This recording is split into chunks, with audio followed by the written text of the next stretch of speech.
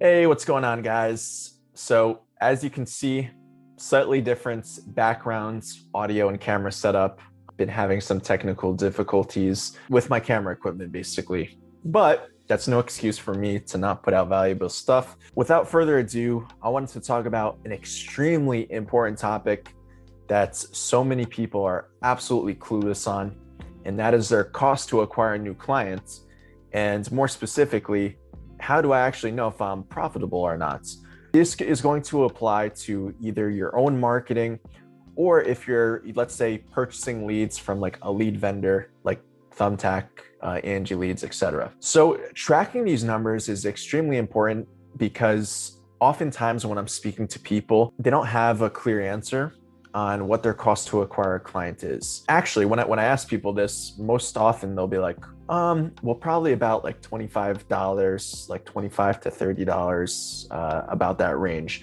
And I can tell right off the bat, they're referring to leads. It's like, okay, so you're getting about $25 to $30 leads then. And then the answer might go, yeah. And I said, okay, but what are you spending to acquire clients? And then they're like, oh, well, I don't know. And that's where the issue comes. So for example, if we're getting 10 leads, we got to know how many out of those 10 leads actually turn into jobs, right? So depending on that number, that's going to give us our conversion percentage as far as lead to booked jobs. But then there's the other conversion that we have to keep in mind, which is out of those jobs, how many actually turn into repeat customers? And that's the ultimate metric, because the end goal for a cleaning business is to get as many recurring clients as possible. You know that that's really where you're going to make your money. Sure, these one-time jobs like post-construction cleaning, deep clean, move in, move out, hoarder cleanups, these can get you a good paycheck for that specific day, but nothing beats a bi-weekly client that sticks with your business for 2 years, 5 years, 20 years plus, right? So that's the ultimate metric that we have to keep in mind. So let's just do some basic math together. Let's say you have two platforms that you're using to generate you leads. Platform A is getting you leads for $20 a pop, and you're converting, let's say, 10% of those leads into jobs.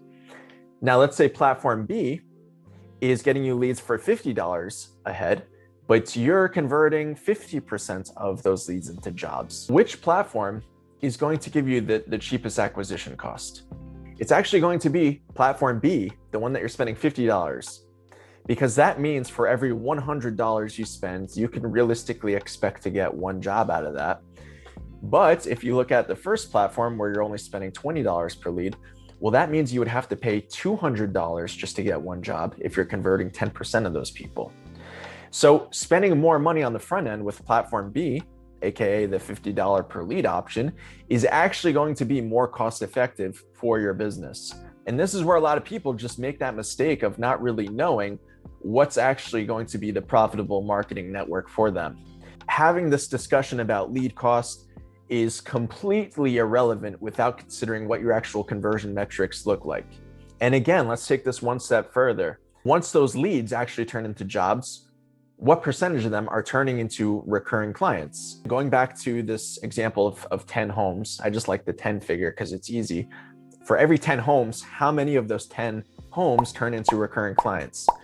So if you know that your number is maybe 4 out of every 10 turn into repeat customers, then you'll know that your booking to recurring clients conversion percentage is 40%. So by knowing these numbers, you can start to reverse engineer your funnel, see what you're paying per each step of the process. And this allows you so much flexibility in the future when you're either trying new platforms or you want to just like put more budget into something that's already working well and make sure that you remain within KPIs so that you guys can get awesome results.